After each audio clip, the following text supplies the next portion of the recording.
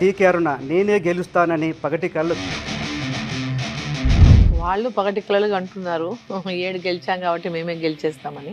వాళ్ళు ఏదో గొప్ప పని చేసి వాళ్ళని చూసి ఏదో ముఖ్యమంత్రి రేవంత్ రెడ్డి సొంత జిల్లా మహబూబ్ నగర్ 8 సార్లు సభలు పెట్టాడు. మీకేమన్నా లోపల వెంట్రుక మందమంత భయం కూడా లేదు నాకు. రేవంత్ రెడ్డి గారికి ఎప్పుడు కాంగ్రెస్లో పదవులు అనుభవించి కానీ కాంగ్రెస్ అధికారం పోగానే హరాస్మెంట్ అంతే. పార్టీలో రావాలి డీకే అరుణ అని ఆ రోజు బీఆర్ఎస్ వాళ్ళు సతాయించారు. ఆ రోజు కాంగ్రెస్ పార్టీ 2019 ఎన్నికలకు ముందు కాంగ్రెస్ ఎన్నికల కమిటీలో మీరు 15 కోట్లు అడిగారు. ఆ చిల్లర మనిషి గురించి మాట్లాడడం వేస్ట్ అండి. ఆయన ఏంటో, ఆయన బతికేంటో, ఆయన పరిస్థితి ఏంటో. మీ పార్టీలో బలమైన నాయకులు లేకనా పక్క పార్టీ ఎన్నో ఏండ్లుగా ఉన్న కాంగ్రెస్ పార్టీకి క్యాండిడేట్ లేదు. రేవంత్ సర్కార్ ఎన్ని రోజులు ఉంటుంది అనుకుంటున్నారు? రేవంత్ సర్కార్ ప్రజల యొక్క విశ్వాసం కోల్పోతారు. ఆ రోజు వీళ్ళ బీజేపీ జాతీయ ఉపాధ్యక్షురాలు మహబూబ్ నగర్ పార్లమెంట్ అభ్యర్థి డీకే అరుణ మనతో ఉన్నారు. ఆవిడతో మాట్లాడదాం. నమస్తే అరుణ గారు. నమస్తే అమ్మా. మహబూబ్ నగర్ పార్లమెంటు పరిధిలో 7 అసెంబ్లీ సెగ్మెంట్లు ఉన్నాయి. బీజేపీ ఒక్క సెగ్మెంట్లో కూడా గెలవలేదు. మీరు తప్ప ఒక్క బలమైన నాయకుడు కూడా ఆ ప్రాంతంలో లేరు. అయినా కూడా డీకే అరుణ నేనే గెలుస్తానని పగటి కళ్ళు కంటున్నారని మీ ప్రత్యర్థులు అంటున్నారు. మీ సమాధానం ఏంటి? వాళ్ళు పగటి కలలుగా అంటున్నారు 7 గెలిచాం కాబట్టి మేమే గెలిచేస్తామని. మహబూబ్ నగర్ జిల్లాలో 7 అసెంబ్లీ స్థానాలు కాంగ్రెస్ పార్టీ గెలిచింది అంటే వాళ్ళు ఏదో గొప్ప పని చేసి వాళ్ళని చూసి ఏదో చేసేస్తారని ఓట్లు వేయలేదు జనాలు. కేసీఆర్ మీద కోపంతో కాంగ్రెస్ పార్టీని గెలిపించారు. ఆడ నిలబడి గెలిచిన ఎమ్మెల్యేలు ఎవరు కూడా ప్రజల లోపల పెద్ద ఎత్తున సర్వీస్ చేసి వాళ్ళకి సేవ చేసి ప్రజలతో పెద్ద అనుబంధం ఉండి వాళ్ళు ఈయననే ఉండాలా ఎమ్మెల్యేగా అని చెప్పి ఓట్లు వేస్తే గెలిచిన వాళ్ళు కాదు. కానీ కేసీఆర్ కోపంతో కాంగ్రెస్ కేసారు, మీకెందుకు వేయలేదు? భారతీయ జనతా పార్టీ మీద కొంత అంటే పబ్లిసిటీ ఏం చేస్తారంటే బీజేపీ బీఆర్ఎస్ ఒకటని ఒక పబ్లిసిటీ, కాంగ్రెస్ పార్టీ 6 గ్యారెంటీలను ఒకటి ఇచ్చింది. ఆ 6 గ్యారెంటీలు పెద్ద ఎత్తున ప్రభావితం చేశాయి. కేసీఆర్ చాలా పెద్ద ఎత్తున మోసం చేశాడు. కాంగ్రెస్ 6 గ్యారెంటీలు అంటుంది అవి ఇస్తదేమో అనేటటువంటి ఆశతో ఈ మాట నమ్మలేదా? మీరు ఇచ్చిన హామీలు నమ్మలేదా? నమ్మలేదు. ఎందుకంటే ప్రజలంతా కూడా ఏంటంటే వీళ్ళు ఇచ్చినటువంటి హామీలు చాలా అట్రాక్టివ్గా ఉన్నాయి. అట్రాక్టివ్గా ఉండే వరకు దానికి అట్రాక్ట్ అయినారు. అట్రాక్ట్ అయిపోయి కాంగ్రెస్ పార్టీకి ఓటేసినారు. సో కాంగ్రెస్ పార్టీకి ఓటేసి వాళ్ళు డిసైడ్ అప్పుడే ఈ ఓటు స్టేట్ కోసం, ఈ ఓటు కాంగ్రెస్కి, రేపు మటుకు మోదీకి అనేటటువంటి అప్పుడే డిసైడ్ అయిపోయారు. నెక్స్ట్ వచ్చే పెద్ద ఎలక్షన్లో మటుకు మేము భారతీయ జనతా పార్టీకి ఇస్తామంటారు. లాస్ట్ ఎన్నికల్లో బీఆర్ఎస్ 7 అసెంబ్లీ సీట్లు గెలుచుకుంది. ఆ నెక్స్ట్ ఎన్నికల్లో బీఆర్ఎస్ అభ్యర్థి మన్నె శ్రీనివాస్ రెడ్డి గెలిచాడు. ఈసారి 7 సీట్లు కాంగ్రెస్ గెలుచుకుంది. అందుకని కాంగ్రెస్ అభ్యర్థి వంశీచంద్రుడు గెలుస్తాడని కొంతమంది విశ్లేషకులు అంటున్నారు. దాన్ని ఎట్లా కాదంటారు? ఎట్టి పరిస్థితిలో గెలవడు ఆయన. ఎట్టి పరిస్థితిలో కాంగ్రెస్ పార్టీ గెలిచే ప్రశ్నే లేదు. ఎందుకంటే లాస్ట్ టైం కూడా నేను 15 డేస్, హార్డ్లీ 15 డేస్, నేను 2019లో బీజేపీలోకి వెళ్ళాను కాంగ్రెస్ పార్టీని వదిలేసి. 15 డేస్, హార్డ్లీ 15 డేస్ టైంలో టీఆర్ఎస్ పార్టీ ఒక్కొక్క సీట్లు అంటే 7 స్థానాలు అప్పుడు వీళ్ళు గెలిచినట్టు 7 అసెంబ్లీలో బీఆర్ఎస్ గెలిచింది. అప్పుడు ఒక్కొక్క అసెంబ్లీలో 50-60 వేల మెజార్టీతో గెలిచారు వాళ్ళు. వీళ్ళు గెలిచిన మెజార్టీ 700, 800, 2000, 3000, 5000, 6000. వాళ్ళు ఒక్కొక్క ఎలక్షన్లో ఒక్కొక్క అసెంబ్లీ 50,000, 60,000తో గెలిచారు. అప్పుడు అయినప్పటికీ కూడా తక్కువ ఓటుతో ఓడిపోయాను నేను. ఒక్కొక్క కాన్స్టిట్యున్సీలో 5,000 ఓటు తీసుకుని ఉంటే నేను విజయం సాధించుండేదాన్ని. సో తక్కువ సమయం కావడం. సో నా సింబల్ కూడా అప్పుడు అంటే మోదీ గారి ఒక అంటే నేషనల్ లెవెల్లో వారు చేస్తున్నటువంటి అభివృద్ధి విషయంలో కూడా అప్పుడు గ్రామీణ స్థాయిలోకి ఇంకా చేరలేకపోయింది భారతీయ జనతా పార్టీ. గ్రామీణ స్థాయిలో, రూరల్ స్థాయిలోకి మోదీ గారి యొక్క డెవలప్మెంట్స్ కానీ, మోదీ గారి యొక్క పథకాలు కానీ గ్రామీణ స్థాయికి అప్పుడు ఇంకా ఎవరు తీసుకుపోనటువంటి పరిస్థితి.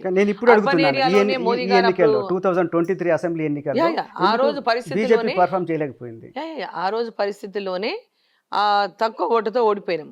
సో ఈసారి ఏంటంటే నేషనల్ లెవెల్లో మోదీ ఉండాలి. నేషనల్ లెవెల్లో ఈ దేశానికి ఒక బలమైన నాయకత్వం ఉండాలి. మోదీ గారే ఈ దేశానికి మళ్ళీ ప్రధానమంత్రి కావాలని గ్రామీణ ప్రాంతాలు ఉన్నటువంటి మహిళలకి ఇవాళ బియ్యం ఎవరు ఇస్తున్నారో తెలుసు. ఇంతకుముందు తెలిసేది కాదు. కేసీఆర్ ఇచ్చాడు అనుకున్నారు వాళ్ళు. సో అదేవిధంగా గ్రామాల అభివృద్ధి కానీ, మహిళలకు ఉచిత ఐ మీన్ ఉజ్వల గ్యాస్ కనెక్షన్లు కానీ కానీ ఇవన్నీ మీకు మరి అసెంబ్లీ ఎన్నికల్లో ఉపయోగపడలేదు కదా? అసెంబ్లీ ఎన్నికల్లో ప్రచారం తీసుకెళ్ళగలి కానీ క్షేత్రస్థాయి వాళ్ళకి రీచ్ కాలేకపోయినాం అన్ని చోట్ల. సో అది అసెంబ్లీ ఎన్నికల్లో బాగా ప్రచారం అయింది. అప్పటికే పబ్లిక్ డిసైడ్ అయిపోయారు కేసీఆర్ ఉండగొట్టాలంటే ఆ పథకాలు 6 గ్యారెంటీలు అది బాగా అట్రాక్ట్ చేశాయి. సో ఆ వైపు మళ్ళారు. ఇప్పుడేమో దేశంలో మోదీ గారు ఉండాలి, పేదవాళ్ళంతా మాకు బియ్యం ఇచ్చిండు, మాకు రైతు సమ్మాన్ నిధి ఇచ్చిండు, సో ఇవన్నీ చేసిండు, మాకు గ్యాస్ కనెక్షన్ ఉచితంగా ఇచ్చిండు, మాకు అంగన్వాడీలో పెడుతున్నాడు, అంగన్వాడీలో భోజనం పెడుతున్నాడు, గ్రామాభివృద్ధి జరుగుతుంది. సో అనేక రకాల పథకాలన్నిటి వాళ్ళకి ఈరోజు అవేర్నెస్ వచ్చింది. ఇది పబ్లిక్ లో పోయింది అనుకుంటున్నారా ఇప్పుడు? డెఫినెట్గా ఈసారి డెఫినెట్గా పోయింది, పబ్లిక్ రీచ్ అయింది. కాబట్టి దేశం కోసం ఒక బలమైనటువంటి నాయకత్వాన్ని అందిస్తున్నాడు. ఈ దేశం కోసం ధర్మం కోసం పనిచేస్తున్నటువంటి వ్యక్తిగా కూడా ప్రజల లోపల గుర్తింపు పొందింది నరేంద్ర మోదీ గారు. ఆ బలమైన నాయకత్వం ఈ ప్రపంచవ్యాప్తంగా కూడా మోదీ గారి వైపే ఈరోజు పెద్ద ఎత్తున చూస్తా ఉందనే ప్రజల్లోకి వెళ్ళిపోయింది. దానివల్లనే ఈరోజు ప్రతి ఒక్కరు మోదీ గారు ఉండాలని కోరుకుంటున్నారు కానీ గ్రామాల్లో కూడా. ముఖ్యమంత్రి రేవంత్ రెడ్డి సొంత జిల్లా మహబూబ్ నగర్, ఆయన దాన్ని చాలా ప్రెస్టీజ్గా తీసుకొని 8 సార్లు సభలు పెట్టాడు. మీకు ఏమన్నా లోపల భయంగా ఉందా? ఓడిపోతానని ఏమైనా భయం ఏమన్నా? కించిత్ భయం లేదు, వెంట్రుక మందమంత భయం కూడా లేదు నాకు. ఎందుకంటే రేవంత్ రెడ్డి ముఖ్యమంత్రి కావచ్చు ఇవాళ, కానీ జిల్లా ప్రజలతో ఉన్న అనుబంధం ఉన్నది డీకే అరుణకు. రేవంత్ రెడ్డి గారికి ఎప్పుడు అనుబంధం లేదు, సంబంధం లేదు. వాళ్ళు ఏదో గెలిచారు, బయట ఉన్నారు, అక్కడి నుంచి గెలిచాడు. అక్కడి నుంచి గెలిచినా కూడా వాళ్ళు ప్రజలతో సంబంధాలు లేవు ఎప్పుడు కూడా. గెలిచిండ్రు పోయిండొచ్చు, ఆ కాన్స్టిట్యున్సీలో ఏదో అప్పుడప్పుడు ఏదో వచ్చిపోవటం తప్పితే జిల్లాలో ప్రజలకు సంబంధాలు కానీ, ప్రజలతో మమేకమై పనిచేయడం కానీ, ఏదైనా జిల్లా ఇష్యూస్ పైన పోరాటాలు చేయటం కానీ, జిల్లా ప్రజల సమస్యలపైన ఏదైనా ప్రశ్నించడం కానీ ఏదీ లేదు. వాళ్ళు జస్ట్ అదృష్టం కలిసి వచ్చింది, ముఖ్యమంత్రి అయిపోయింది, అంతకంటే గొప్ప ఆయన చేసింది ఏమీ లేదు మహబూబ్నగర్ జిల్లాకి. కానీ ఆయన ప్రచారంలో పదే మీ గురించి గడిలో దొరసాని బంగ్లా రాజకీయాలు చేస్తుందని చెప్పి అనేవాళ్ళు. దాని ఎఫెక్ట్ ఏమైనా పడుతుందా మీ విజయం? ఏమీ పడలేదు. దాని ఎఫెక్ట్ వాళ్ళకే పడుతుంది, నాకు పడదు, వాళ్ళకి పడుతుంది దాని ఎఫెక్ట్. ఎందుకంటే డీకే అరుణమ్మ ఏంటో జిల్లా ప్రజలకు అందరికీ తెలుసు. వాళ్ళు గడి అన్నా, గుడి అన్నా, ఇంకోటన్నా డీకే అరుణమ్మ ఏంటో ప్రతి ఒక్కరికి మహబూబ్నగర్ జిల్లా ప్రజలకు తెలుసు. ఆల్ పార్టీస్లో ఉన్న నాయకులకు కూడా తెలుసు డీకే అరుణ అంటే ఏంటి. సో కమిటెడ్ లీడర్ అనేది డీకే అరుణ అంటే ఒక కమిటెడ్ లీడరు, ప్రజల నాయకురాలు అనేది ప్రజలకు అందరికీ ఉన్నటువంటి అభిప్రాయం. వారు దాని గురించి డైజెస్ట్ చేసుకోలేక, వాళ్ళ గురించి వాళ్ళు చెప్పుకోలేక, డీకే అరుణ చేసిన వాటిని గర్ణించలేక ఒక ఏదో రకంగా నెగటివ్ ప్రచారం చేస్తే మేము పాపులర్ అయిపోతామని అనుకున్నారు. సరిగ్గా అదే అడగబోతున్నాను. మీ ప్రత్యర్థులు డీకే కుటుంబం సారా వ్యాపారంలో ఉన్నారు, కళ్ళు దందా చేసి కోట్లు సంపాదించారని బాగా ప్రచారం చేశారు మన ఎన్నికల్లో కూడా. దాని ఎఫెక్ట్ ఏమైనా ఉంటుంది? ఎప్పుడు చేసాము? వాళ్ళు చెప్తున్న ఆరోపణలు చేసినప్పుడు ఎవరి దగ్గర ఉన్నాం మేము? సో ఇవన్నీ అంతమంది కాంగ్రెస్లోనే ఉన్నా కదా, ఆ రోజు కనిపించింది ఈ రోజు కనిపిస్తుందా?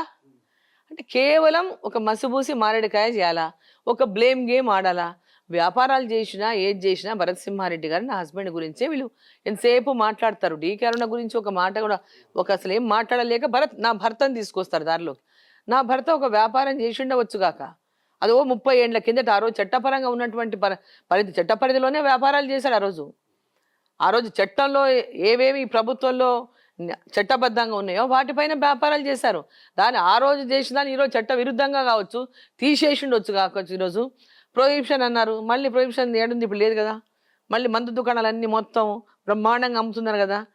మందు వ్యాపారం, ఇప్పుడు లిక్కర్ షాపులు, మందు దుకాణం పెట్టిందే ప్రభుత్వం. ఒకవేళ నిజంగా భరత్ సింహారెడ్డి లిక్కర్ వ్యాపారం చేసిండే అనుకుందాం, నువ్వు లిక్కర్ లీగల్గా పెట్టావు కదయ్యా బాబు, నువ్వు చేసేది ఇల్లీగలా చెప్పు ముందు. అప్పుడు మేము కాంగ్రెస్ పార్టీలో ఉన్నాం అంటున్నారు. కానీ మీ మీద ఇంకొక ఆరోపణ ఏంటంటే కాంగ్రెస్లో పదవులు అనుభవించి ఎమ్మెల్యే అయ్యారు, మంత్రి అయ్యారు, కానీ కాంగ్రెస్ అధికారం పోగానే పార్టీ ఫిరాయించారు అనేది. ఇప్పుడు ఉన్న వాళ్ళు నాకేమీ చేయలేదండి. డీకే అరుణ ఫ్యామిలీ కాంగ్రెస్ పార్టీ చేయలేదండి. డీకే అరుణ ఫ్యామిలీ 1957 నుంచి రాజకీయాల్లో ఉంది. నేను పుట్టక ముందు నుంచే మా నాన్న రాజకీయాల్లో ఉన్నాడు. మేము అత్తగారింటికి నేను పెళ్లి చేసుకుని మా అత్తగారింటికి పోయే కంటే ముందే మా మామ 1957 నుంచి రాజకీయాల్లో ఉన్నాడు. ఆయన 1957లోనే ఎమ్మెల్యే మా మామగారు డీకే సత్యారెడ్డి గారు. సో పొలిటికల్ ఫ్యామిలీ ఇన్ని సంవత్సరాలు కంటిన్యూ అవుతుందంటే ఊరికే కంటిన్యూ కారండి రాజకీయాల్లో. ఇన్ని సంవత్సరాలు ప్రజల లోపల మేము కంటిన్యూగా పొలిటిక్స్లో ఉన్నామంటేనే ప్రజా ఆదరణతోనే ఉన్నాం. ప్రజాదరణ లేకుండా ఇన్ని సంవత్సరాలు ఎవరు రాజకీయాల్లో ఉండరు. వాళ్ళు డైజెస్ట్ చేసుకోలేక ఎన్నో బట్టగాల్చి మీద ఎన్నో రకాలుగా మచ్చలు అంటే మరకలు అంటియాలని ప్రయత్నం చేసి అలసిపోయారు అందరూ మమ్మల్ని. జిల్లాలో అందరూ అలసిపోయారు, మా మీద మరకలు వేయాలనేటటువంటి ప్రయత్నాలు చేసి అందరూ అలసిపోయారు. కక్ష సాధింపుల కోసం కేసీఆర్ మా మీద మైనింగ్ కేసులు పెట్టినా ఏది ప్రూవ్ చేయలేకపోయారు. మేము ఛాలెంజ్ చేసి కోర్టులో ఛాలెంజ్ చేసి కోర్టులోకి వెళ్ళాను తప్ప వాళ్ళు ఎవరు ప్రూవ్ కక్ష సాధింపులతోనే మమ్మల్ని హరాస్ చేసి టీఆర్ఎస్లో చేర్చుకోవడానికి కేసీఆర్ ప్రయత్నం చేసినా ఒక్కరోజు కూడా మేము ఈల్డ్ కాలేదు. మిమ్మల్ని ఏమన్నా అప్పుడు ఫోర్స్ చేశారా బీఆర్ఎస్లో చేరమని? చేశారు, మైనింగ్ కేసులు పెట్టించి రమ్మన్నారు. మేము ఇల్లీగల్గా చేసింది ఏమి లేదు వ్యాపారం. మేము మైనింగ్ అంటే ఏంటి, అక్కడ ఏమైనా గ్రనైటా లేకపోతే మార్బులా ఏంటంటే మైనింగ్ అండి? రోడ్లు వేసేటందుకు కంకర ఎంత కంకర తీసుకొని ఏం చేస్తామండి? మనం ఎత్తున పోసుకుంటామా లేకపోతే అది ఎక్స్పోర్ట్ చేస్తామా? కంకర ఏమైనా రోడ్లకి వేసే కంకర ఎక్స్పోర్ట్ చేస్తామా? దాన్ని ఏమైనా జూరాల ప్రాజెక్టు కట్టినప్పటి నుంచి కూడా అక్కడ ఆ మైన్ ఎవరు వచ్చినా రోడ్డుకైనా దేనికైనా అదే కంకర మైనే వాడతారు, అదే క్రషర్ మైనే వాడతారు. ఆ క్రషర్ ప్లాంట్లో ఏముంటుందండి దోచుకోవడానికి? వీళ్ళు కావాలని ఇల్లీగల్గా చేశారని దొంగ కేసులు పెట్టించి మా అమ్మాయి మీద కేసులు పెట్టి, మా అమ్మాయి పేరు మీద ఉంది క్రషర్, మా అమ్మాయి పేరు మీద కేసు పెట్టి, మా అమ్మాయి ప్రెగ్నెంట్ అప్పుడు అయినా మేము ఇల్లు కాలేదు, జైలుకి పోవడానికి సిద్ధం. చట్టపరంగా నడుపుతున్నప్పుడు కేసులు ఎందుకు పెట్టాల్సి వచ్చింది? అది కక్ష సాధింపులు, జస్ట్ కక్ష సాధింపులు. దాన్ని ఆ ఏరియాని దాటి వెళ్ళారని, ఆ లైన్ కంటే దాటి మీరు బయట తీశారా? అట్లా ఏమీ తీసింది లేదు. అంత జస్ట్ వాళ్ళు కక్ష సాధింపుల కోసం మాట్లాడడం తప్పితే ఏమీ లేదు అక్కడ. 2019 ఎన్నికల తీసింటే కంకర తీసుకొని మా ఇంట్లో అయితే దాచుకోం కదా, తీసుకొని కంకర తీస్తే రోడ్లు వేయడానికి వాడు ఉంటాం మేమేమో. లేకుంటే కంకర తీసుకుపోయి ఇంట్లో దాచిపెట్టుకొని కదా, బంగారము కాదు, ఎక్స్పోర్ట్ చేయడానికి అదేమైనా పెద్ద ఇది ఆ ఎక్స్పోర్ట్ చేసే వస్తువు కాదు. అయినా ఎందుకు పెట్టారు మరి మీ మీద తప్పుడు కేసులు? జస్ట్ హరాస్మెంట్ అంతే. పార్టీలో రావాలి డీకేరునా అని ఆ రోజు బీఆర్ఎస్ వాళ్ళు సతాయించారు. ఆ రోజు కాంగ్రెస్ పార్టీ నాకు ఇంత మద్దతు ఇవ్వలేదు. మీరు ఎప్పుడైనా ఆలోచించారా వెళ్తా? కాంగ్రెస్ పార్టీ ఇంత స్మాల్ ఒక ఆవగింజంత సపోర్ట్ నాకు చేయలేదు. అంత పెద్ద ఎత్తున వాళ్ళు కేసులు పెట్టి ఇబ్బందులు పెడుతున్నా అసెంబ్లీలో ఉండి సింగిల్గా ఫైట్ చేసిన నాకు ఎవరు సపోర్ట్ ఇవ్వలేదు, పార్టీ సపోర్ట్ ఇవ్వలేదు, లీడర్ సపోర్ట్ ఇవ్వలేదు. 2019 ఎన్నికలకు ముందు కాంగ్రెస్ ఎన్నికల కమిటీలో మీరు 15 కోట్లు అడిగారని చెప్పేసి వంశచంద్రుడు చెప్తుంటాడు, నిజమేనా? అడిగారా? ఆ చిల్లర మనిషి గురించి మాట్లాడడం వేస్ట్ అండి. Most characterless fellow. కానీ మీకు ప్రత్యర్థి ఆయన గురించి మాట్లాడ ఆ పేరు ఎత్తడం కూడా నాకు ఇష్టం లేదు. ఎందుకంటే నేను అటువంటి వాళ్ళని మాట్లాడితే నా నోరు ఖరాబ్ అయిపోతుంది. మీకు ఇష్టం ఉన్నా లేకపోయినా మీ ప్రత్యర్థి కదా. ఆ ప్రత్యర్థిగా ఉంటే ఉండొచ్చు, ఎవరో కాంగ్రెస్ నుంచి ఎవరెవరు ఉంటారు, ఆయన ఉన్నాడు, అంతకంటే ఏముంటుంది. అంటే ఆయన చెప్తుంటాడు నేను డీకే అన్న కన్నా నేనే సీనియర్. ఆయన బతికేంటో, ఆయన పరిస్థితి ఏంటో కల్వకుర్తి ప్రజలను అడిగితే చెప్తారు, మామూనార్ ప్రజలను అడిగితే చెప్తారు. మామూనార్ ప్రజలకు తెలుసు, ఏదో టీవీలలో అరిచినంత మాత్రాన తెలంగాణ ప్రజలకు తెలియదు కాబట్టి నేను ఏది మాట్లాడితే నిజమని అనుకుంటే మహబూబ్ నగర్ జిల్లాలో ఆ నిలబడినటువంటి అభ్యర్థి కథ ఏందో, ఆయన బ్యాక్గ్రౌండ్ ఏందో, ఆయన కథ ఏందో, ఆయన ఏం చేశాడో, ఎట్లా గెలిచాడో, ఎట్లా వచ్చాడో ఆడ కల్వకుర్తికి వెళ్ళి ఓ రోజు వీళ్ళు మైక్ తీసుకుని వెళ్ళి అడగని చెప్తారు. ఓకే, మీకు బీజేపీలో టికెట్ కన్ఫర్మ్ కాగానే మీ పార్టీలో సీనియర్ నాయకుడు జితేందర్ రెడ్డి పార్టీ మారిపోయాడు. ఎందుకు? మీకు ఆయనకు ఉన్న గొడవ ఏంటి? అసలు ఏమీ గొడవ లేదు ఆయనకు నాకు. వాళ్ళకంతా ఈర్ష తప్పితే ఇంకేమీ లేదు. ఒక మహిళను చూస్తే అందరికి ఈర్ష. ఒక మహిళ ఈరోజు ఇంత కష్టపడి సింగిల్ హ్యాండెడ్గా ఎవరెన్ని ఇబ్బందులు పెట్టినా, అన్ని ఇబ్బందులు కాంగ్రెస్లో ఇబ్బందులు పెడితే ఎదుర్కొన్నా, బీఆర్ఎస్లో బీజేపీలోకి వచ్చిన తర్వాత వీళ్ళంతా కూడా ఇబ్బందులు పెడతా ఉంటే ఎదుర్కొన్నా. ఎక్కడ కూడా ఒకరోజు కూడా నేను చిన్నబుచ్చుకోలేదు. నా స్వతహాగా నేను పని చేయాలని దీంతోనే పని చేసుకుంటూ ముందుకెళ్ళా. సో జితేందర్ రెడ్డి వాళ్ళు బీజేపీలో ఉన్నప్పుడు చాలా చాలా ఇబ్బందులు పెట్టారు. అయినా ఒకరోజు నేను ఎక్స్పోజ్ అవ్వలేదు. పార్టీ బలోపేతం కావాలి, పార్టీలో ఉండొద్దు, ఇట్లాంటివి డిఫరెన్సెస్ ఉండొద్దు, నేను పార్టీ కోసం పనిచేయాలని చెప్పి పనిచేశాను. ఈ రోజు వాళ్ళ గురించి ఒక్కరోజు ఎక్కడ మాట మాట్లాడలేదు. కానీ ఆయన కూడా కొంత జాతీయ స్థాయిలో నాయకుడు, ఎందుకు మీకు టికెట్ రాగానే వెళ్ళిపోవాల్సిన పరిస్థితి ఎందుకు వచ్చింది? జాతీయ స్థాయిలో నాయకుడు అయిండొచ్చు కానీ పార్లమెంటు స్థాయిలో నాయకుడుగా ఆయన రోజు గుర్తింపబడలేదు. ఆయనకు పొజిషన్ వచ్చింది కాబట్టి ఎంపీగా గుర్తించబడ్డాడు తప్ప వారికి కూడా ప్రజలతో ఎలాంటి సంబంధాలు కానీ, ప్రజలతో మమేకమై కానీ, జిల్లా కోసం కానీ, పార్లమెంటు కోసం కానీ వారు చేసినటువంటి ఇవేమీ లేవు జిల్లాలో చెప్పుకోవడానికి కూడా. 23లో అసెంబ్లీ ఎన్నికల్లో వాళ్ళ అబ్బాయి కొడుకు మిథున్ రెడ్డి పోటీ చేశాడు. మిథున్ రెడ్డి పోటీ చేసినప్పుడు మీరు మనస్ఫూర్తిగా సహకరించలేదు అన్న కోపంతో ఆయన వెళ్ళిపోయాడని చెప్పేసి అంటారు. నిజమేనా? మీరు మనస్ఫూర్తిగా సహకరించారు ఆయనకి? అది మనసున్న వాళ్ళకే తెలియాలి మనస్ఫూర్తిగా సహకరించిందా లేదా. వాళ్ళు కంటెస్ట్ చేసిన టికెట్ ఇచ్చిన తర్వాత, ఆ టికెట్ పార్టీ డిసైడ్ చేసిన తర్వాత కూడా ఐ మీన్ యాక్చువల్గా అసెంబ్లీ కూడా నేను అడిగా మహబూబ్నగర్ అసెంబ్లీ జితేందర్ రెడ్డి గారు నేను చేస్తానన్నాను. తర్వాత కొడుకు ఇచ్చారు టికెట్. ఆయన నా కొడుకు కావాలా లేకపోతే పార్టీ వదిలిపెడతాను అప్పుడే బెదిరించాడు. సరే పార్టీ వదిలిపెట్టి పోతాడనే బెదిరింపులు సైడ్ నుంచి పంపిస్తే సరే ఆయన కొడుకు ఇచ్చారు టికెట్.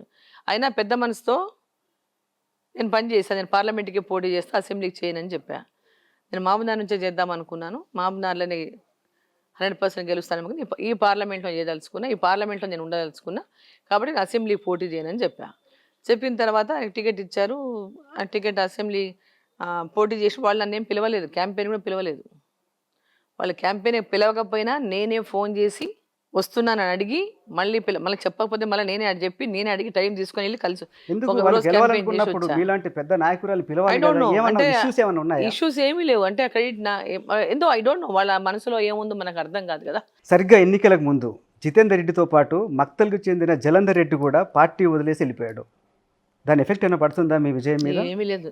జితేందర్ రెడ్డి జలంధర్ రెడ్డి ఓకే కలిసి వచ్చారు, కలిసి వెళ్ళిపోయారు. కానీ ఎందుకు మీ మీద మిమ్మల్ని ఓడించడానికి అంటే వెళ్ళిపోయారు వాళ్ళు ఒక అనుకుంటున్నారా? గ్రూప్ రోజు వాళ్ళ వాళ్ళ వాళ్ళ ఒక టీం ఫస్ట్ నుంచి కూడా. జితేందర్ రెడ్డి గారు జితేందర్ రెడ్డి ఎమ్మడి ఉంటాడు.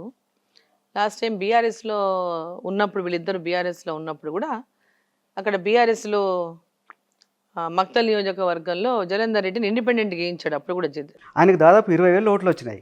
ఎక్కువ వచ్చినాయి లేండి, 20,000 ఓట్లు వచ్చినా ఎక్కువ వచ్చినా. అప్పుడు కూడా జలంధర్ రెడ్డి గారు ఇండిపెండెంట్ చేయించాడు. ఎప్పుడు 2018లో. సో 19 ఎలక్షన్ అప్పుడు ఇద్దరు పార్టీ టికెట్ జితేందర్ రెడ్డి గారికి అప్పుడు టీఆర్ఎస్ టికెట్ ఇవ్వలేదు. లాస్ట్ టైం కూడా బీఆర్ఎస్ పార్టీ టికెట్ ఇవ్వలేదు. 2019లో జితేందర్ రెడ్డి గారు 2014లో నిలబడ్డప్పుడు 2,000తో గెలిచారు వాళ్ళు పార్లమెంట్కి.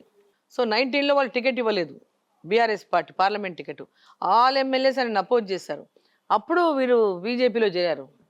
సో బీజేపీలో అప్పటికే ఆయనకంటే ముందు నేను చేరున్నా కాబట్టి నాకు వాళ్ళు నన్ను కంటెస్ట్ చేయమని అప్పటికే నన్ను మాట్లాడి ఉన్నారు కాబట్టి ఆయన పార్టీలో వచ్చి చేరినాడు. అప్పటికి కంటెస్ట్ చేయడానికి అవకాశం లేదు అప్పుడు ఆయనకి.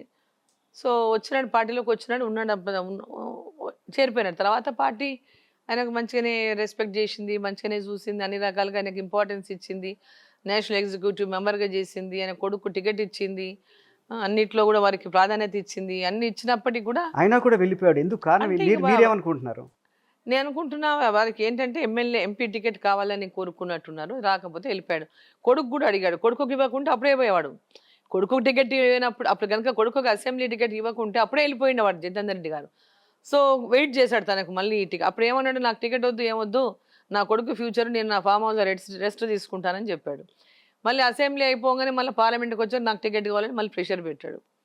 సో పార్టీ కూడా ఆలోచన చేసింది, సర్వేలు చేసి అన్ని సర్వేల ఆధారంగా టికెట్లు ఇచ్చారు. కానీ ఇప్పుడు ఆయన రెస్ట్ తీసుకోవట్లేదు కదా, మళ్ళీ కాంగ్రెస్ లో పదవి ఏం తీసుకున్నారు పని చేయలేదండి అక్కడ. కాంగ్రెస్లో ఎక్కడ తిరిగింది ఏం లేదు కదా, జిల్లాలో ఎక్కడేం తిరిగింది లేదు. వారు ఏమి కదా. వాళ్ళు వెళ్ళిపోవడం వల్ల మీకేమైనా విజయావకాశాలు నాకు దెబ్బతింటాయా? ఎలాంటి ఇబ్బంది లేదు. ఇద్దరు జలంధర్ రెడ్డి జితేందర్ రెడ్డి ఇద్దరు ఎవరు పోవడం పోయినా వల్ల కూడా- నాకు ఎలాంటి ఇబ్బంది లేదు. ఓకే. జలంధర్ రెడ్డి ఎప్పుడు మాతో లేడు, మధ్యలో వచ్చాడు మధ్యలో పోయాడు అంతే. అక్కడ ఉన్న మా పార్టీ ఓటు బ్యాంక్ మా పార్టీకి ఉంది. అంటే వాళ్ళిద్దరిని ఆపే ప్రయత్నం మీరు చేయలేదా? నేను మాట్లాడాను, చేశాము అంతే. జితేందర్ రెడ్డి గారితో నేను మాట్లాడలేదు, ఎందుకంటే పార్టీ మాట్లాడుతుంది, పార్టీలో ఉన్నాడు. ఆయన కూడా నాకు సమానం ఉన్నటువంటి నాయకుడు, ఆయన నేను బుజ్జగించాల్సింది నేను ఇచ్చాల్సింది కాదు కదా. సో పార్టీ చూసుకుంది అన్ని విషయాలు కూడాను. మీ పార్టీలో బలమైన నాయకులు లేకనా పక్క పార్టీల నుంచి అభ్యర్థులు తీసుకొచ్చి మీరు నిలబెట్టుకోవాల్సి వచ్చింది? ఇప్పుడు అన్ని పార్టీలలో అంతే కదా. మా పార్టీ అని ఎందుకంటారు, పెద్ద ఎన్నో ఏండ్లుగా ఉన్న కాంగ్రెస్ పార్టీకి క్యాండిడేట్ లేకుంటే టీఆర్ఎస్కి వెళ్ళి తీసుకొని నిలబెట్టారు కదా. మీరు కూడా అదే పని చేశారు. చేవెళ్లలో ఏం చేశారు వాళ్ళు, కాంగ్రెస్ నుంచి టీఆర్ఎస్ నుంచి తీసుకొని కాంగ్రెస్కి వెళ్ళి పెట్టారు. మరి కిషన్ రెడ్డి గారికి అపోజిట్గా నాగేందర్ని కాంగ్రెస్లోకి వెళ్ళి బీఆర్ఎస్కి వెళ్ళి తీసుకొని కాంగ్రెస్లో పెట్టారు. అట్లే మీరు కూడా చేశారు, నాగర్కర్నూలులో చేశారు, వరంగల్లో చేశారు, జహీరాబాద్ లో చేశారు, ఆదిలాబాద్ లో చేశారు. మాదంటే మీరు ఏమంటున్నారు, బీజేపీ ఇప్పుడు గతంలో ఎప్పుడు ఇంత ఎస్టాబ్లిష్డ్గా లేదు. సో బీజేపీలోకి రావాలి మోదీ గారి యొక్క ఆలోచనలు మా వైపు వస్తున్నారు. అక్కడ ఇన్నేళ్ల నుంచి ఉన్నటువంటి పార్టీలు కదా రెండు కూడాను. 10 ఏళ్ళు వెళ్ళిన పార్టీ బీఆర్ఎస్, ఇక్కడ కాంగ్రెస్ పార్టీ 60 ఏళ్ళ పైన వెళ్ళిన పార్టీ. మరి వాళ్ళకే పార్లమెంట్ అభ్యర్థులు లేకుంటే మా వైపు వచ్చిన వాళ్ళని తీసుకున్నాము. మా వైపు ఎవరైతే భారతీయ జనతా పార్టీ వైపు రావాలని ముందుకు వచ్చి మేము కంటెస్ట్ చేస్తాము, అవకాశం ఇవ్వండి అని ముందే టికెట్లు మాట్లాడుకొని ఎవరు రాలేదు ఇక్కడ. సరే వాళ్ళు పార్టీలో జాయిన్ అయినారు, అయిన తర్వాత ఎవరికి బాగుంటే ఎవరికి గెలుస్తారనే అవకాశాలు ఉంటే వాళ్ళకి టికెట్లు ఇచ్చింది పార్టీ. బీజేపీలో గ్రూప్ కొట్లాటల వల్ల పార్టీ అసెంబ్లీ ఎన్నికల్లో సరిగా పర్ఫామ్ చేయలేదనేది పార్టీ కార్యకర్తలు చర్చించుకుంటున్నారు. అంటే ధర్మపురి అరవింద్ గారిని, ఈటెల రాజేందర్, రఘునందన్ రావు, బండి సంజయ్ లాంటి వాళ్ళు ఓడిపోయారు.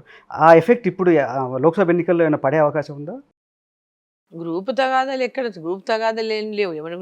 ఎవరి కాన్స్టిట్యున్సీ వాళ్ళకు ఉంది. అక్కడ పోయి వీళ్ళు అక్కడ చేసేదే ఉంటుంది, అక్కడ వీళ్ళు వచ్చి చేసేదే ఉంటుంది. అసలు బీజేపీలో గ్రూప్ తగాదా గ్రూప్ కొట్లాటలు లేవంటారా? కొట్లాట అనేది కాదు, డిఫరెంట్ అసలు గ్రూపులు ఒపీనియన్స్ ఉన్నాయా ఉండొచ్చు. లేదా బీజేపీలో? గ్రూపులు ఉండొచ్చు, గ్రూపులు ఉండడం తప్పులేదు కదా. రాజకీయ పార్టీలు అంటే రాజకీయం అంటేనే గ్రూపులు, రాజకీయం అంటేనే గ్రూపులు లేకుండా అంటే ఎట్లుంటాయి? కొంచెం బీజేపీ అనేది ఖచ్చితంగా సాలిడ్ గా గ్రూపులు ఉంటుంది. ఏదైనా కూడా గ్రూప్ ఉంటుంది. ఎవరి అభిమానులు వాళ్ళకు ఉంటారు, ఎవరి టీం వాళ్ళకు ఉంటుంది. అంత మాత్రం అందరు కలిసి పనిచేస్తారు. దీంట్లో విడిపోయి పనిచేస్తే యూనిటీగా అందరు ఎవరు ఏ గ్రూప్లో ఉన్నా ఎలక్షన్లు వచ్చినాయంటే అందరూ యూనిటీగా ఉంటారు. ఎన్నికల్లో భారతీయ జనతా పార్టీ గెలుపు కోసం పనిచేస్తారు. సో దాంట్లో గ్రూపులు ఉండడం వల్ల నష్టమనో లేకపోతే పార్టీకి ఇది ఆ గ్రూపులు ఉన్నటువంటివి పార్టీ చెడు చేయకుండా ఉంటే చాలా గ్రూప్. అంటే గ్రూపులు ఉండడం వల్ల ఒకరికి వ్యతిరేకంగా ఒకరు పనిచేసి అందరినీ ఒకరికొకరు అందరూ ఓడిపోయారు అనేది ఒక కార్యకర్తలు చర్చ ఉంది. నేను అట్లా ఉంటుందని అయితే అనుకోను. ఓకే. హైదరాబాద్ ఇప్పటిదాకా బీజేపీ కొరకుడు పడట్లేదు, ఇప్పటిదాకా విజయం సాధించలేదు. ఈసారి ఏమన్నా అవకాశం ఉందా? చాలా గట్టిగానే ఫైట్ చేసింది మాధవీలత గారు. మరి చూడాలి మరి ఎట్లుంటుందో రిజల్ట్ అనేది. అది మీకైనా అంటే చాలా గెలుస్తాం గట్టిగా ఈసారి అనే పనిచేసింది. నమ్మకం ఏమైనా ఉందా? చాలా అంటే చాలా గట్టి ఫైట్ ఇచ్చింది. గట్టి ఫైట్ అయితే భారతీయ జనతా పార్టీ ఇచ్చింది అక్కడ. ఆ, గట్టిగా అంటే ఇక్కడ మేజర్గా ఏంటంటే ముస్లిం ఓట్లు ఎక్కువ ఉన్నాయి ఆ పార్లమెంట్ సెగ్మెంట్లో. మేజర్గా ఒక కమ్యూనిటీ ఓట్లు ఎక్కువ ఉండడం వల్లనే వాళ్ళకి కలిసి వస్తూ ఉంది. వాళ్ళు కలిసి రావడంలో ఒక అదృష్టం ఏంటంటే వాళ్ళ కమ్యూనిటీ ఓట్లు ఎక్కువ ఉండడం వల్లనే అక్కడ ఎంఐఎం గెలవగలుగుతుంది. సో కానీ మహిళలు భారతీయ జనతా పార్టీ చాలా గట్టిగా ఫైట్ ఇచ్చింది అక్కడ. ట్రిపుల్ తలాక్ అనేది గెలిచినా ఉపయోగపడుతుంది. బీజేపీకి ఆశ్చర్యపోనక్కర్లేదు. ఓట్లు మహిళలు ముస్లిం మహిళలు కూడా ఓట్లు వేస్తారని అదే గెలిచినా అనుకుంటున్నారు. ఆశ్చర్యపోనక్కర్లేదు. కానీ పార్టీ సీనియర్ నాయకులు రాజా సింగ్ కానీ భగవంతరావు కానీ మాధవీలతకు సపోర్ట్ చేయలేదనే ప్రచారం ఉంది. ఎక్కడ వాళ్ళు కనిపించలేదు కూడా. అట్లాంటిది ఏముండదు. అందరూ పార్టీ ఒక క్యాండిడేట్ నిర్ణయించిన తర్వాత అందరూ కలిసి పనిచేయాల్సింది. ఎవరి నియోజకవర్గంలో వాళ్ళు ఎక్కడెక్కడ వాళ్ళు ఇన్ఫ్లుయెన్స్ చేయాలో అక్కడ పని చేస్తారు. పని చేయకుండా ఎవరు ఉండరు, అట్లా ఏముండరు. ఈసారి తెలంగాణలో బీజేపీకి ఎన్ని సీట్లు వస్తాయి అనుకుంటున్నారు? ఖచ్చితంగా 10 నుంచి 12 రావాలని అనుకుంటున్నాను. 12 సీట్లు వచ్చే అవకాశం ఉందని అనుకుంటున్నాను. కానీ రేవంత్ రెడ్డి చెప్తున్నాడు కాంగ్రెస్కి 14 వస్తున్నాయి, బీజేపీ బీఆర్ఎస్ ఎంఐఎంకి ఒక్కొక్క సీట్ వస్తుందని. సరే, వాళ్ళు అధికారంలో ఉన్నారు ఇక్కడ కాబట్టి అదే మాట్లాడతారు. అధికారంలో ఉన్న వాళ్ళకు అంతా బాగుందనే ఫీలింగ్ ఉంటుంది. అట్లా ఏమన్నా దాంట్లో వాస్తవం కనిపిస్తుందా మీకేమన్నా? ఆల్ ఫీల్ గుడ్ అంటారు కదా. 5 నెలలు అయింది వీళ్ళు అధికారంలోకి వచ్చి. 5 నెలల్లో చాలా వ్యతిరేకత ప్రజల లోపల అప్పుడే స్టార్ట్ అయింది.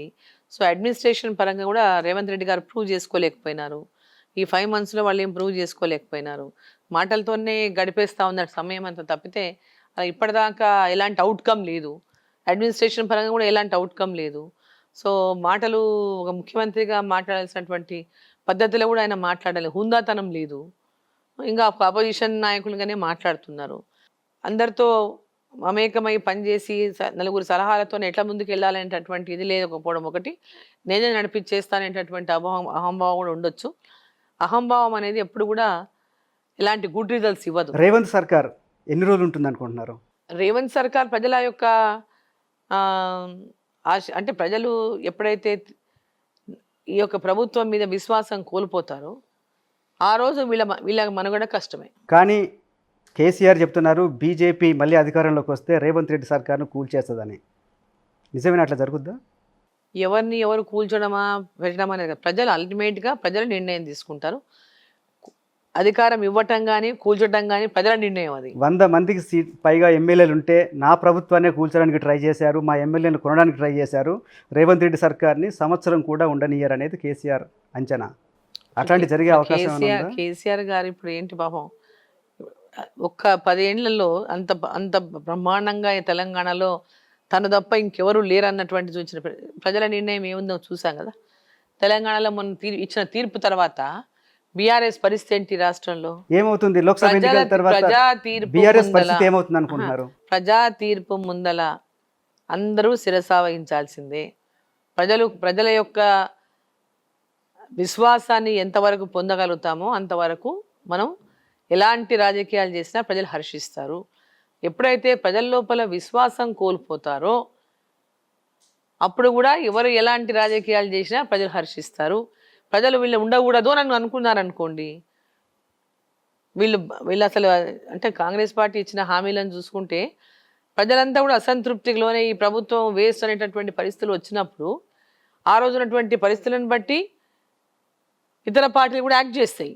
సో ఆ పరిస్థితులు ఏ విధంగా వస్తాయో ముందు మనం వేచి చూడాల్సింది ఎవరు కానీ దించడమా ఎక్కడమా అనేది కాదు ఇక్కడ. రేవంత్ రెడ్డి చెప్తున్నాడు, అసెంబ్లీ ఎన్నికల్లో బీఆర్ఎస్ను బొందబెట్టినాం, పార్లమెంట్ ఎన్నికల్లో బీజేపీని ఖతం చేస్తామని చెప్తున్నది. అహంకారం అనేది మనుషుల్ని చాలా ఎక్కువ మాట్లాడిస్తుంది. అహంకారం తలకెక్కినాడు ఇంకేం ఉండదు. ఫస్ట్ అహంకారం మానేసి నేల మీద ఉండి పనిచేయడం నేర్చుకోవాలి. ఫస్ట్ ఒక అవకాశం వచ్చింది, ఆ అవకాశాన్ని సద్వినియోగం చేసుకొని అది నేల మీద ఉండి దీన్ని అవకాశాన్ని ఎట్లా సద్వినియోగం చేసుకోవాలి, ఈ రాష్ట్రానికి ఎట్లా సర్వ్ చేయాలి, ఇన్ని హామీలు ఇచ్చి మేము అధికారంలోకి వచ్చాం, ఈ హామీలను ఏ విధంగా అమలు చేయాలి, ప్రజలను ఏ విధంగా ఆదుకోవాలి. 10 ఏళ్ల బీఆర్ఎస్ సర్కార్లో ప్రజలు ఎన్నో ఆశలు పెట్టుకొని పూర్తిగా అడియాసల పాలైపోయారు. మళ్ళీ వాళ్ళకు వీళ్ళు 6 గ్యారెంటీల పేరు మీద ఎన్నో ఆశలు కల్పించారు. ఆ ఆశలు ప్రజల యొక్క ఆశలు నెరవేర్చడంలో ఏ విధంగా పనిచేస్తారో వాళ్ళు నిరూపించుకోవాలి.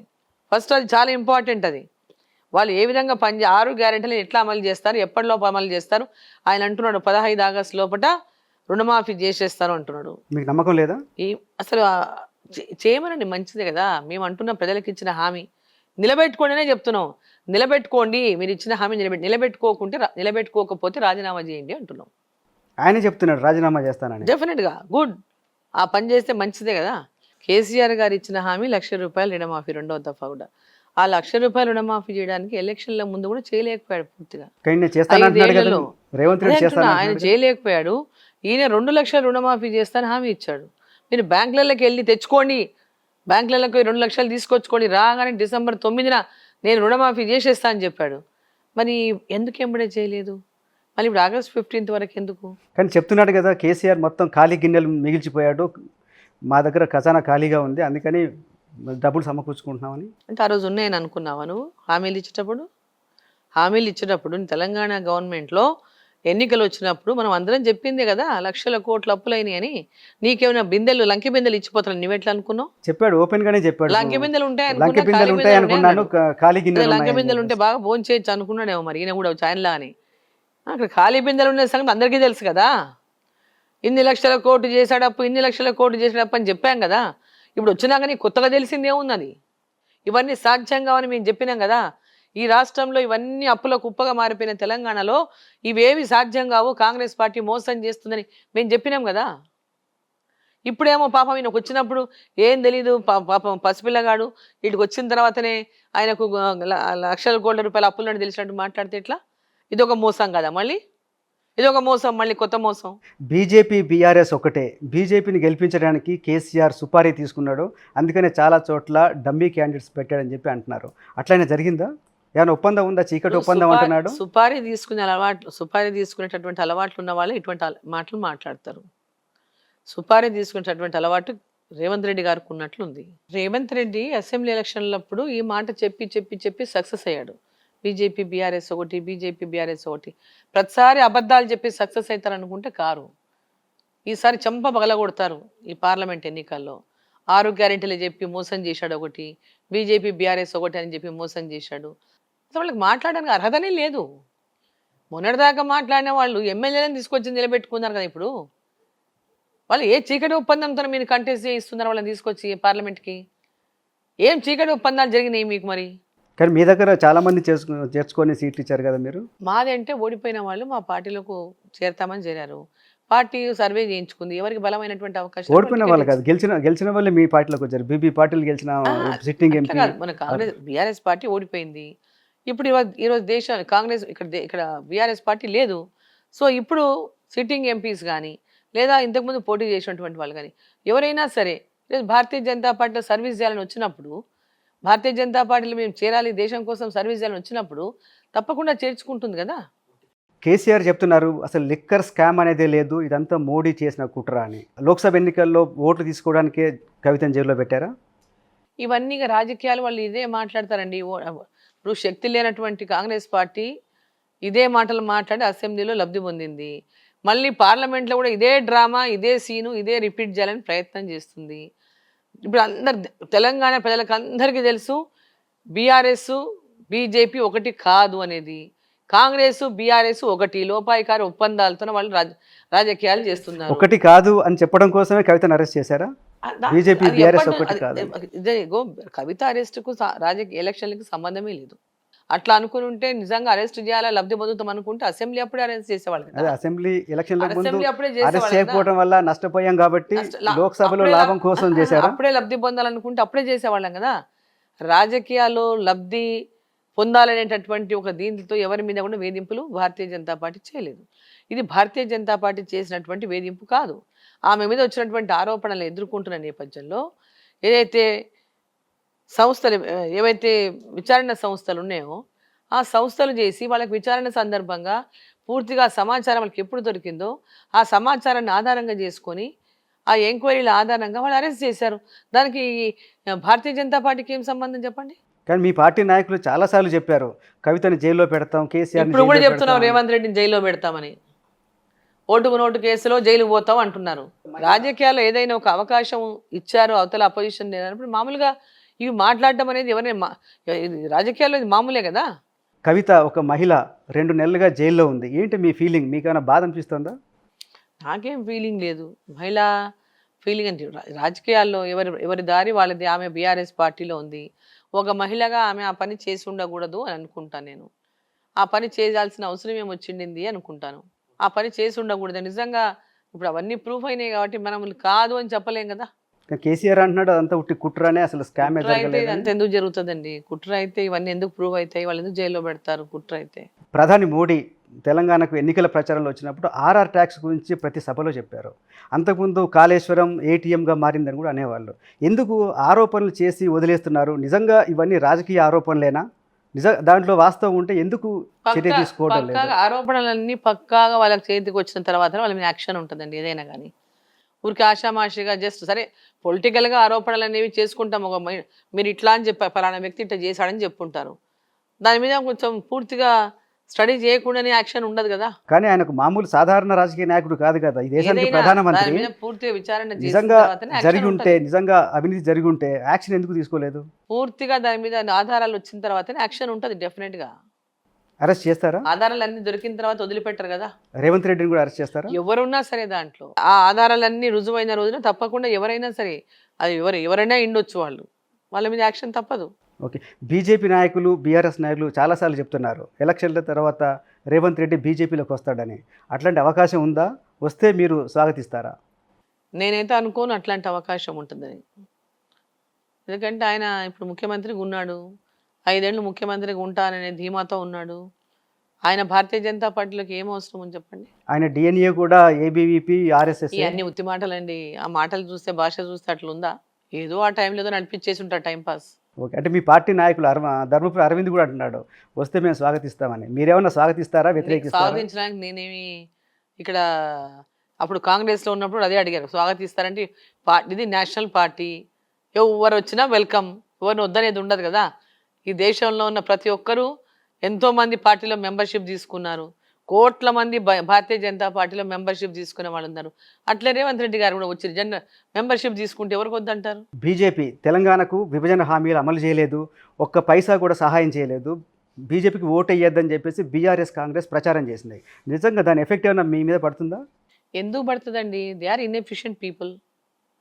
BRS inefficient, no Congress inefficient. ఆ రోజు విభజన హామీల పేరు మీద తెలంగాణ ప్రజల్ని మోసం చేసింది కాంగ్రెస్ పార్టీ. విభజన హామీలను అమలు చేయాలని చెప్పి నాడు పట్టుబట్టింది బీఆర్ఎస్ పార్టీ. కానీ అమలు చేయాల్సిన బాధ్యత బీజేపీ మీద లేదా? మీరు ఇష్టం వచ్చినట్టుగా విభజన హామీల మీద ఒక ఇది లేకుండా విభజన హామీలు అని చెప్పి తెలంగాణ ప్రజల్ని మోసం చేసి ఈరోజు వాళ్ళు మాట్లాడితే ఎట్లండి? విభజన హామీలు అని చెప్పేసి అన్ని రకాలుగా మోసం చేశారు. అడ్డగోలుగా అయ్యేవి కానివన్నీ దాంట్లో పెట్టి విభజన హామీ మేము అడిగేసాం, మేము చేసేస్తాం, ప్రజల్ని మోసం చేసేసి ఈరోజు మాట్లాడితే ఎట్లా చెప్పండి? వాళ్ళు అయ్యే పనులు ఉంటే ఖచ్చితంగా భారతీయ జనతా పార్టీ ఖచ్చితంగా తెలంగాణకు చేస్తుంది. వీళ్ళు హామీ ఇచ్చారని చేయటం కాదు, తెలంగాణకు ఏం అవసరం ఉందో, తెలంగాణ ప్రజల కోసం ఏ అభివృద్ధి కావాలో వాటన్నిటిలో కూడా తప్పకుండా నరేంద్ర మోదీ గారు ప్రత్యేక రాష్ట్రం అయిన తర్వాత, కొత్త రాష్ట్రం అయిన తర్వాత పూర్తిగా తెలంగాణ రాష్ట్రానికి సహాయ సహకారాలు అందించింది. అంటే కనీసం హైదరాబాద్లో బ్రిడ్జిలు కట్టడానికి కూడా బీజేపీ సహాయం చేయలేదు. అంబర్పేట బ్రిడ్జ్ కూడా ఇప్పటికీ పెండింగ్లోనే ఉంది. బీజేపీ ఏమి చేయలేదని కదా. భారతీయ జనతా పార్టీ ఇవ్వకుంటే ఈ రాష్ట్రంలో ఒక రోడ్డు కూడా అయ్యేది కాదండి, ఒక బ్రిడ్జ్ కూడా అయ్యేది కాదు. వీళ్ళు ఇవన్నీ అబద్ధ మాటలు చెప్పి ప్రజల్ని మోసం చేయాలని చూడడం కూడా కరెక్ట్ కాదు. ఓకే, ఈసారి మహబూబ్ నగర్ నుంచి డీకే అరుణ గెలిస్తే కేంద్రంలో మంత్రి అవుతారా? నరేంద్ర మోదీ గారు అనుకుంటే అవుతాను. మీరేమైనా ఎక్స్పెక్ట్ చేస్తున్నారా? నేనేమి ఎక్స్పెక్ట్ అని ఇప్పుడైతే దాని మీద లేను. ముందు రిజల్ట్ రావాలి, మంచి రిజల్ట్, మంచి మెజార్టీతో గెలవాలని అనుకుంటున్నాను. అంటే మీరు ఇక్కడి నుంచి గెలిచే ఏకైక మహిళ సీనియర్ నాయకురాలు, అలాంటి ఆశ ఏమైనా ఉందా? ఇట్స్ ఆల్ పార్టీ డిసిషన్ అంతే. పార్టీ అవకాశం ఇస్తే సర్వీస్ చేస్తాం అంతే. పార్టీకి చేస్తాం, ప్రజలకి చేస్తాం. ఓకే, మీకు అవకాశం ఇస్తే ఎప్పుడు ప్రజలు పార్టీ పొజిషన్ ఉన్నా పొజిషన్ లేకున్నా ఎప్పుడు ప్రజల మధ్యలో ఉండి పని చేసినాం. ఒక అధికారం వచ్చిందంటే ఇంకా బ్రహ్మాండంగా పని చేయగలుగుతాం. సో అవకాశం వస్తే మంచిదే, తెలంగాణకు మంచిదే, మహబూబ్నగర్కు మంచిదే. So it's all depends upon the party decision. Okay, thank you and all the best Aruna గారు. Thank you. మరిన్ని వీడియోస్ కోసం ఛానల్ ని సబ్స్క్రైబ్ చేయండి, లేటెస్ట్ అప్డేట్స్ కోసం వాట్సాప్ ఛానల్ ని ఫాలో చేయండి అండ్ లింక్ డిస్క్రిప్షన్ లో ఉంది.